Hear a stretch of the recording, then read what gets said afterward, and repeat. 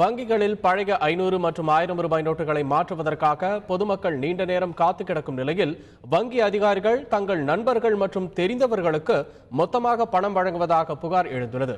இது தொடர்பான வாடிக்கையாளர்களின் குற்றச்சாட்டுகளை கேட்போம். 4 மணிக்கு பேங்க் போனோம், க்ளோஸ் பண்ணிட்டேன்ட்டாங்க. அப்புறம் ரெக்வஸ்ட் பண்ணிட்டு உள்ள போனோம், கேஷ் இல்லைன்னு சொல்லிட்டாங்க. டெபாசிட் பண்றதுக்கு அலோவ் பண்ண முடியாதுன்றாங்க. ஆனால் ஒருத்தர் வந்து பணம் இது பண்ணி மேனேஜர் ரூமில் வந்துட்டு 2 கட்டு 2000 ரூபாய் கட்டு வாங்கின்னு 4 லட்ச ரூபாய் வாங்கின்னு பேக்கில் வச்சுட்டு போகிறாரு. இந்த மாதிரி பண்ணிக்கிட்டு பப்ளிக்கை வந்து அலைய விட்டுக்கிட்டு ஒவ்வொரு இடத்துலையும் 100 பேர் 150 பேர் ஒவ்வொரு ஏடிஎம்லையும் நிற்கிறாங்க. எங்கே போனாலும் பணம் இல்லை போங்க அப்படின்றாங்க. நாங்களும் 10 பேங்க் ஏடிஎம்க்கும் பேங்க்கும் சுற்றிட்டு வந்துட்டோம். எங்கேயுமே நிற்க முடியல, எங்கேயுமே பணம் இல்லை அப்படின்ட்டாங்க.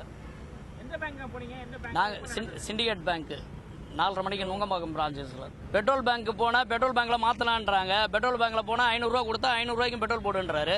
மெடிக்கலுக்கு போனால் 1000 ரூபா நோட்டை நீட்டினா 1000 ரூபாய்க்கு மாத்திரை வாங்கி போன்றாரு.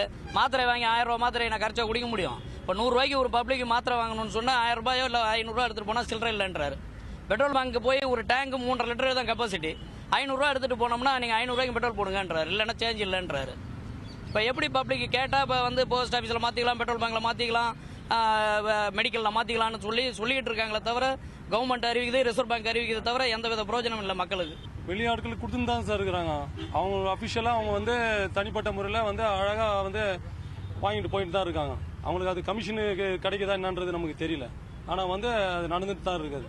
சாதாரண எங்களை மாதிரி நடுத்தர வர்க்கம் தான் வந்து இந்த 4000 ரூபாய்க்கு வந்து காற்றுலையும் மழையிலும் வெயிலில் வந்து நின்றுருக்காங்க தவிர்த்து. ஆனால் வந்து அஃபிஷியலாக வந்து அவங்களுக்கு வேண்டப்பட்ட ஆளுங்க வந்து கரெக்டாக வந்து அவங்களுக்கு எவ்வளோ மணி வேணுமோ அதை வந்து கரெக்டாக வந்து வாங்கிட்டு போயிடுறாங்க. 100 ரூபாய் தாளுன்றது கொடுக்குறதே கிடையாது. எல்லாருக்கும் வந்து அந்த 2000 ரூபாய் தாள் கொடுக்குறாங்க. கேட்ட மண்ணுனாக்கா எங்ககிட்ட இவ்வளோ தான் சார் இருக்கு, எல்லாருக்கும் நான் கொடுத்து முடிச்சாச்சு அப்படின்றாங்க. ஆனால் அஃபிஷியலாக அவங்களுக்கு வேண்டப்பட்ட ஆளுங்களுக்கு கரெக்டாக 100 ரூபாய் கட்டு கொடுக்குறாங்க. இப்போ அந்த 2000 ரூபாய் வாங்கிட்டு போய் எங்கே சார் நாங்கள் போய் சில்லறை மாற்றுறது இது பண்ணுறது?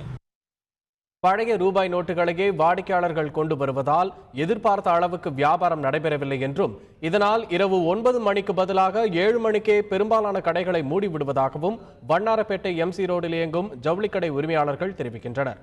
இதனிடையே விளையாட்டு போட்டிகளில் பங்கேற்பதற்காக மலேசியாவிலிருந்து தமிழகம் வந்துள்ள வீரர்கள் பழைய 500 மற்றும் 1000 ரூபாய் நோட்டுகளை மாற்ற முடியாமல் தவித்து வருவதாக புகார் தெரிவித்துள்ளனர்.